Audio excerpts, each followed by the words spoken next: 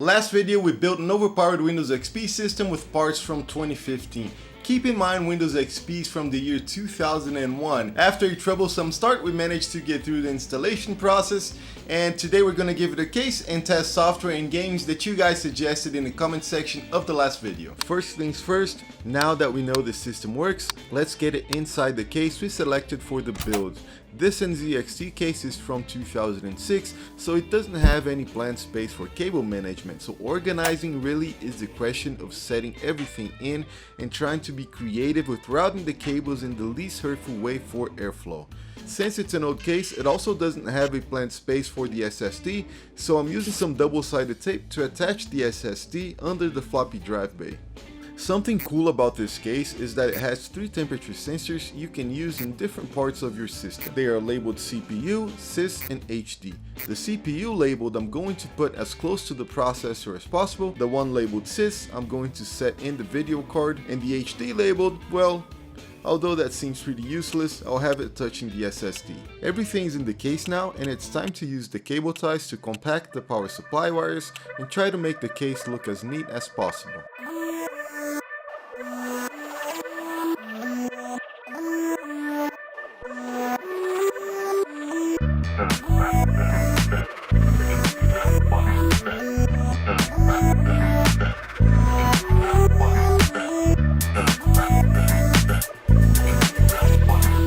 Now for the games. First of all, I'd like to apologize for not being able to run all the games suggested. I only have a week to produce these videos and there was quite a lot of trouble with drivers, besides some stubborn games that would just not start up.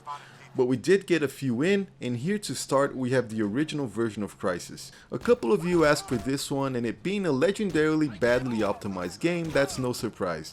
On the highest possible settings here for Windows XP, the game is quite smooth, didn't reach the 150 FPS goal, but we did get consistently over 60, often between 70 and 90 FPS.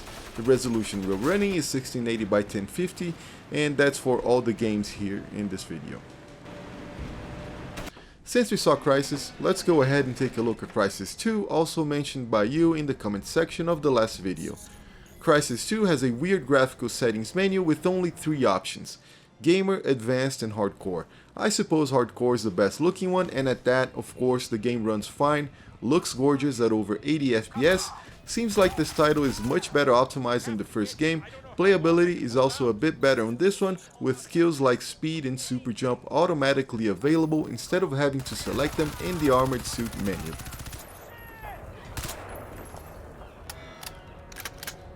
Another game you suggested was Tomb Raider 2013, and it was also mentioned it was the last major game to work with Windows XP.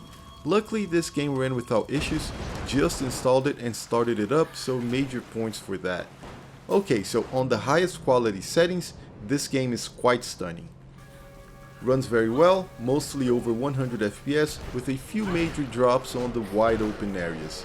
I was quite impressed by how good this title looks, and yeah, no trouble at all for the system here.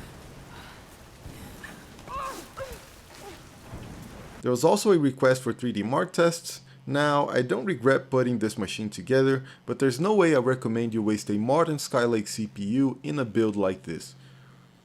In 3D Mark 03, we can see there are obvious issues with the system running legacy software. Some of you shared 3D Mark 03 scores on Twitter with me, and with much older CPUs you got a higher score than this system. Moving over 3D Mark 05, I think we get a more reasonable score, but still, probably something you can get with an older CPU. On 3D Mark 06, I have the same feeling, a decent score, but nothing to gloat about. Here we have some bonus games that were extremely demanding for the time: Doom 3 and Assassin's Creed. Both games run smooth like butter. Assassin's Creed has an issue displaying FPS, but on the first flash of the FPS counter we can see it's close to 100, and it sure feels like it stays around that throughout the game. As for Doom 3, well, it has a 60 FPS cap and it stays locked at that. Now that this Windows XP experiment is done, this system is getting Windows 10 and it's going to be a donation build for kids to play esports titles. If you would like to know how this system runs current esports titles in Windows 10, go ahead and let me know in the comment section so I can plan a new video. And if you enjoyed this one, take a look at this other Windows XP build, and I'll see you next time.